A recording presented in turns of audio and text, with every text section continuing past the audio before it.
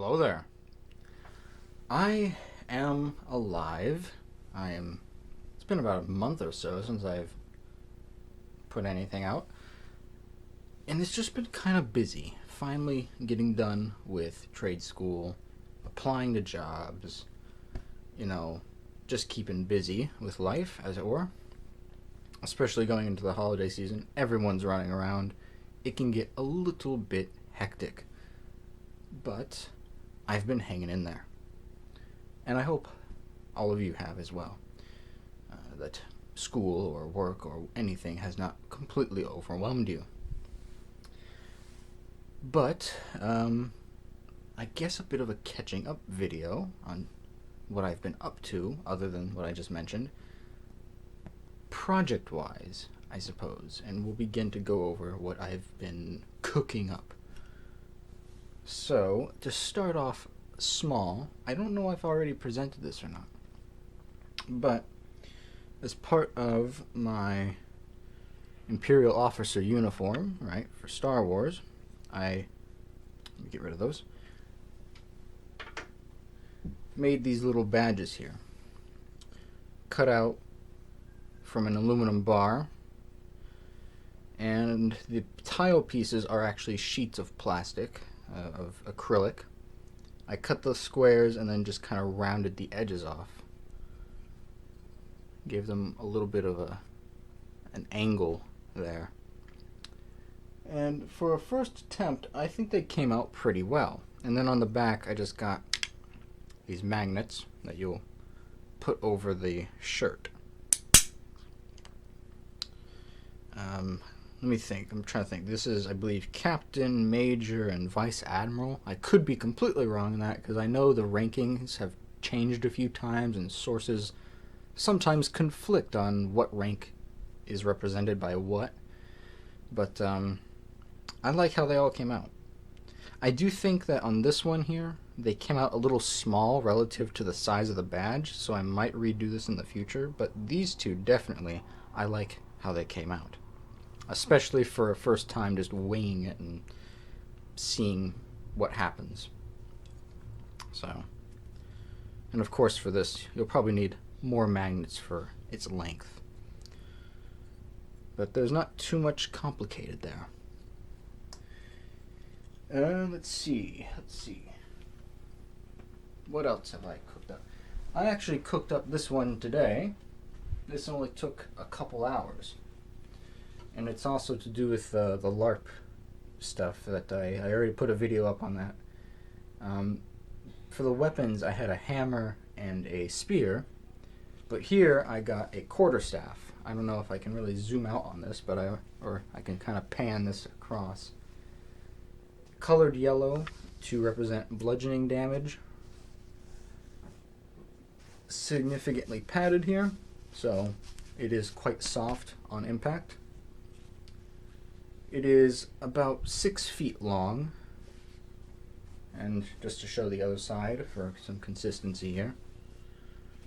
The center, I still padded it a little bit, and then wrapped it in some old belts and twine. The only reason I have it thinner in the middle is, I'll admit, it might not look like it. I have rather small hands, so it's easier to grip, instead of having to grip around like this. Though, if they say, hey, you need to fully pad the middle, it's an easy fix. Just add more cotton and foam. Not too big of an issue there. So I feel pretty confident in that. Tested it a little bit. It feels fine.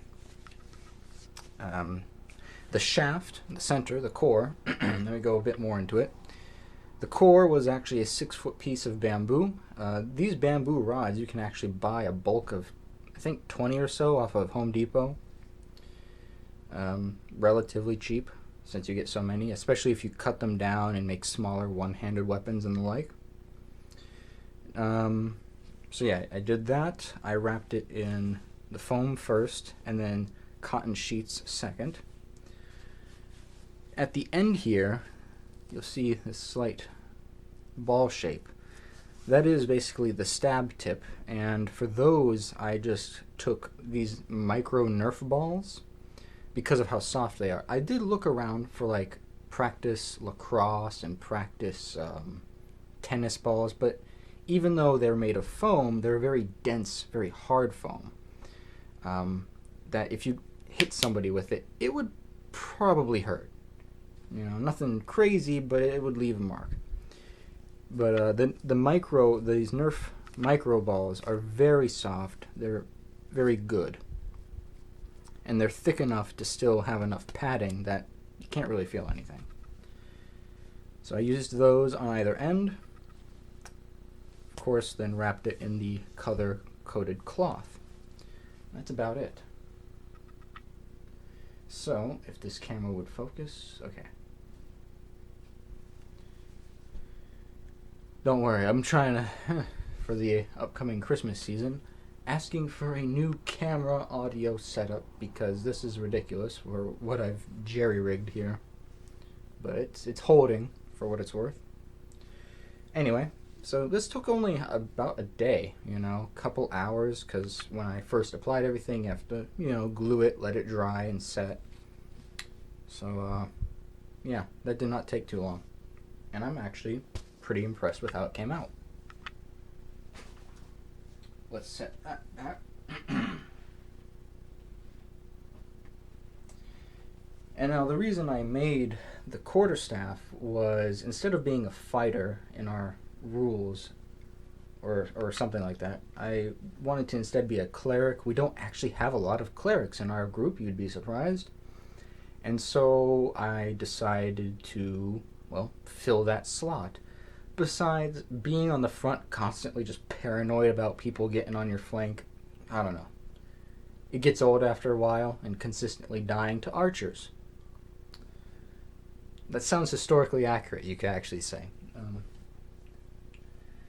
But as a part of that, I made a bunch of these improvised bandages. And that's all they required, right? I have 6 of these here, so all I did is I took an old t-shirt, ran it through the wash a few extra times, and then I just cut it up. I then had some spare red cloth, used the iron-on tape, and the rest is history. So yeah, these were pretty simple to do. I just had to make sure I had the minimum dimensions correct, and they're long enough to tie, of course. 6 heels right here. So, and then on top of that, if I need to set up a hospice, once I get to higher levels, I have a small cape here that is literally just a bigger version of said bandage that I would throw over my shoulder and start role-playing as a doctor at the hospice, at the field hospital. And so the dog is quite excited tonight. He's probably getting special Thanksgiving treats, who knows.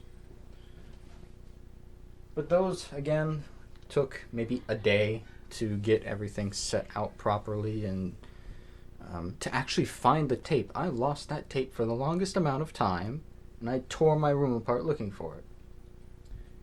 Anyway, moving on. My favorite piece that I made over the course of a couple days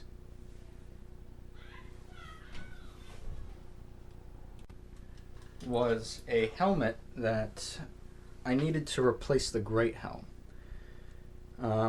For anyone that doesn't know the exact terminology, Templar helmet, right? The stereotypical Templar helmet, which is fine, the one I wore in the video, and I kind of cut out the center to modify for breathing. I did realize I need more vision, right? Need more vision, need more flexibility. So what I went and did is I purchased a kettle helm, right? You'll probably see my very blurred reflection, but I really don't care. Now, there is this, and I was looking for a sort of a later model. You can tell period-wise if it's earlier or later, because they did have, and my understanding is, I could be completely wrong, but my understanding is that the earlier helmets are made of multiple pieces, and so you'll see like bands across the top that are riveted, holding it together. Whereas the later helmets, they make them in fewer pieces or even just one big piece. So they improve that technique. And I was looking for a slightly later period piece, because not only am I doing this for LARP, but I'm trying to basically bring characters from my book to life in a way. And this just really helped visualize kind of what they would be using. Because, and I'll show what's under here soon, because most of what they need to defend against are like attacks from claws, slashing, some slight stabbing, attacks from above and maybe a bit behind, because in this book's universe there are going to be some flying monsters, right, that will try to dive down and attack them. So that's why I went for the wide brim. I was thinking between this or a Sallet. I went with this because, again, the brim protects more from above, and plus I was adding extra neck protection. But also, there's a helmet I have here, so there's a bit of context I gotta give. Okay. So, there's this helmet.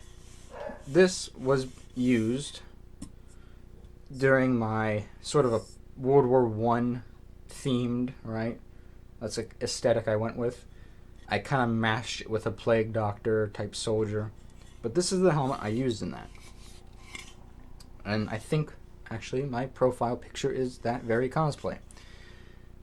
This is an American, let me see.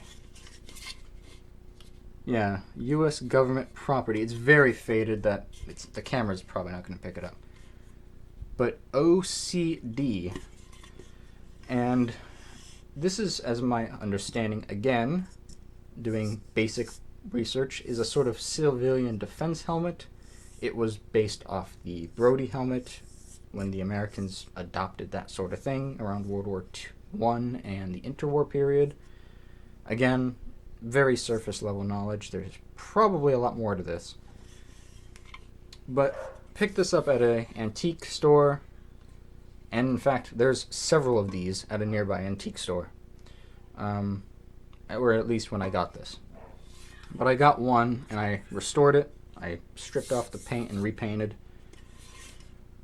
And note to anyone who does that, there might be lead paint, there might not. Wear a respirator. I wore one. Just be safe. Anyway. But using this, I wanted to create a sort of continuity, right? So if the medieval soldiers of this country used a kettle helm, it would make sense that the more modern soldiers of the same country use this, because that's what we saw in real life. The British and American helmets of that period were basically adopted from the kettle helmet.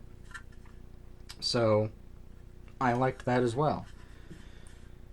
There was both a practical and story-related reason for choosing this over a Sallet. At least, in my opinion. But let's get actually into this. I'm going to try to add some pictures, probably at the end, just to show what this looked like when I actually was wearing it.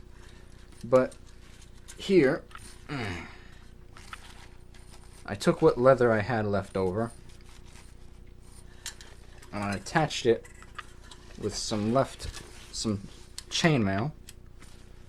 So this is just covering right around between the shoulders, the back of the neck, and the upper back right there. And then I took some spare, what is this, 18 gauge steel, and I shaped it into these face plates. Down here, I covered it with leather so it doesn't really cut into the neck, but plus I also bent them outwards a little bit. I flared them out so that you have some wiggle space. And what I like about it is I was able to actually attach it directly to the strap.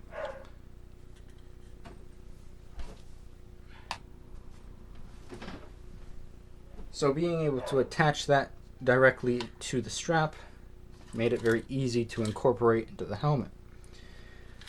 I could not rivet this on. That was my original plan because I have my small handheld rivet gun.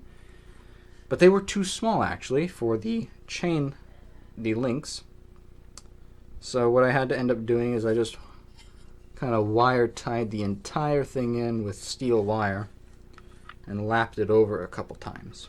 So it ain't going nowhere, but it's what I could manage at the time.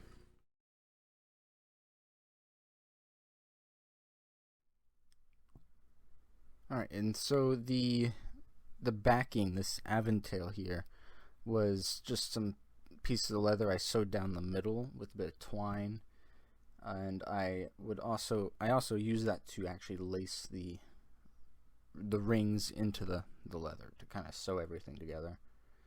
It's a bit uneven, but it works. Now the faceplate, let me see here. The faceplate's cut in a way that it doesn't really block too much vision, and I put leather over the corners there to prevent it from really cutting in, and flared it out just a little bit so that it improves mobility around the neck and shoulders. I believe all of this is 18 gauge steel. I'm going to have to look back in the garage, make sure that I have that right. But that's one of the more common measurements. But, and it shapes pretty well to the face. It doesn't obscure vision or anything, like I said, or mouth movements, so I can communicate well, I can hear well, see well. It's very nice. It's very ergonomic. Now, let's see.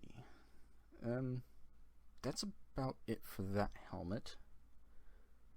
And just to put it, I believe, side by side. If you couldn't tell, I have to record this last segment in post because the mic failed again. So that's always fun when technology does not feel like working. But yeah, like I touched on in the first segment. Oh, never mind. This little letter, and actually, since I recorded this, since then, I actually have finished the little letter. It is for a secret project I'm working on. I cannot really say what it is, but it is a sneak peek of something much larger. 'Tis the tip of the iceberg, as it were. But, yeah. I don't know. Just leave it at that for a little bit of a teaser / cliffhanger there. Because if it all works out, it'll be very exciting to see where we go from there on that project. Let's see. Looking for anything else that I did during this time. I'm rummaging through the room. But I do believe that was everything. And after this video here, I'm going to be putting up a few other little placeholder videos while I work on that bigger project. In the meantime, hopefully in a couple months I might release it because it is an official project, as it were. There's an actual purpose behind it other than just casual video making. But I do hope that everyone has been doing quite well as we're going into the holiday season. I hope everyone had a good Thanksgiving, enjoying time with friends or family, any loved ones you may have, and getting ready for Christmas now that Black Friday's over, and the chaos that was. But, yeah, that's about it. Just a few more projects in the work and the like. Other than that, it's business as usual. And I hope for all y'all out there, it about stays the same, So take it easy, and I'll catch you in the next one, everyone. Good night, and peace.